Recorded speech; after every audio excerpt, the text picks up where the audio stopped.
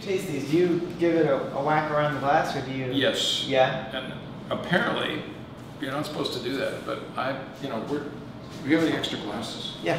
I'm far less concerned with what you're supposed to do, right, as opposed to what. And also, this is important.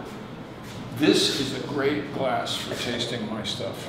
Yeah. A lot of the European glasses have those little tiny chimneys on them, and that's because their stuff's really hot. Oh, interesting. It's harsh. And mine, you can take.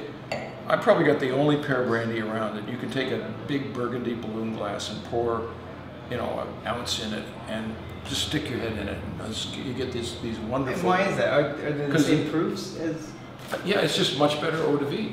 I'm sorry. Fair enough. No, I think you're allowed to say that. People sometimes say to me, "How do you get such fabulous aromas from your pear for your eau-de-vie?" And I say, "Brilliance, genius."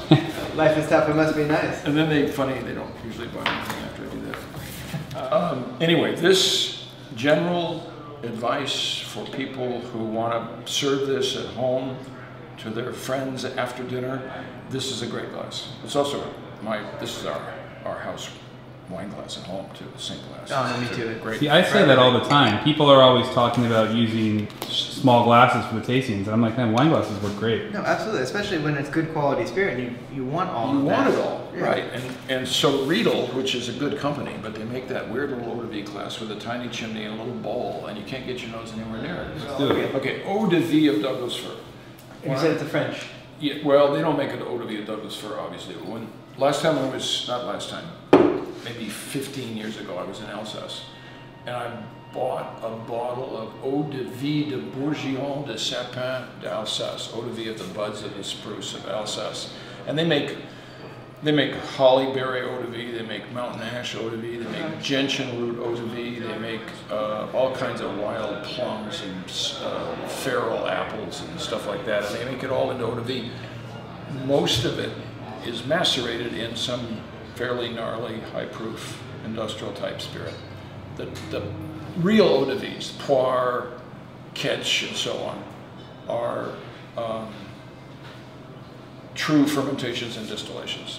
Alsatian pear is all made the real way, but all these other weird products are made by macerating. And so I got the idea of trying to make an eau-de-vie de Bourguignon de Sapin in Oregon, but obviously I'd use the Douglas Fir, which is our iconic conifer, rather than some Norway spruce.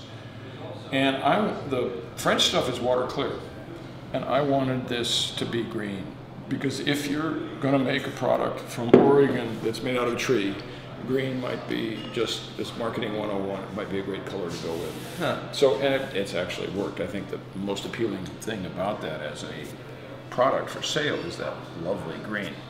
So every year, this year it was Monday, we go up to the orchard, we go up to the forest, which is near our orchards, in the sort of range of these pictures, with drums of high-proof grape-neutral spirit that we distill from Oregon wine that we make. So we'll buy, if the Chardonnay grapes are cheap, some year we'll buy 30, 40, 50 tons of Chardonnay. Oh wow, not goofing around.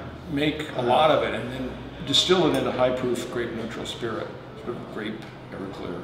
Yeah. And Pisco, right? well, in the case of the Muscat, yeah. I have a bottle of that in the car, which I'll get later.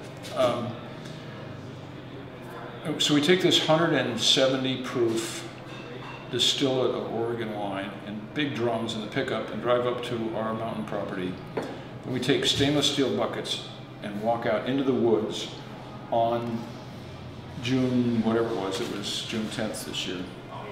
And we pick the bud right off the end of the bough and drop it directly into the high-proof spirit so it doesn't have time to oxidize. So you get that bright spring forest smell.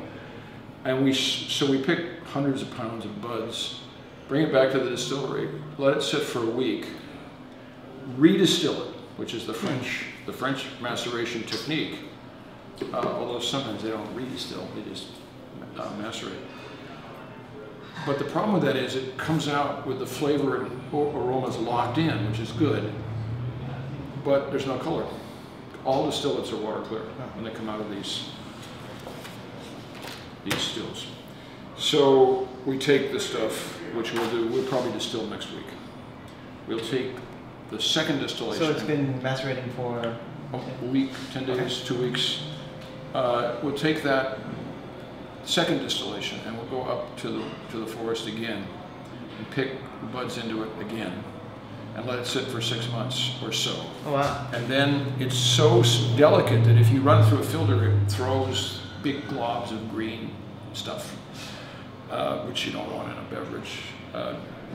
So we rack it off very carefully, and we don't upset it so it doesn't misbehave, and we get this incredible green. Wow, so this is incredibly handcrafted. I mean, hand-picked, macerated, distilled again, yeah, hand-picked again. Yeah, it's a little obsessive, but we got what we want. Yeah. And then Matt Kramer, I was trying to figure out what to charge for it, and I said, Matt Kramer, the wine writer, is a longtime friend of mine. I said, Matt, what do you think of $29.95? And he said, you wimp!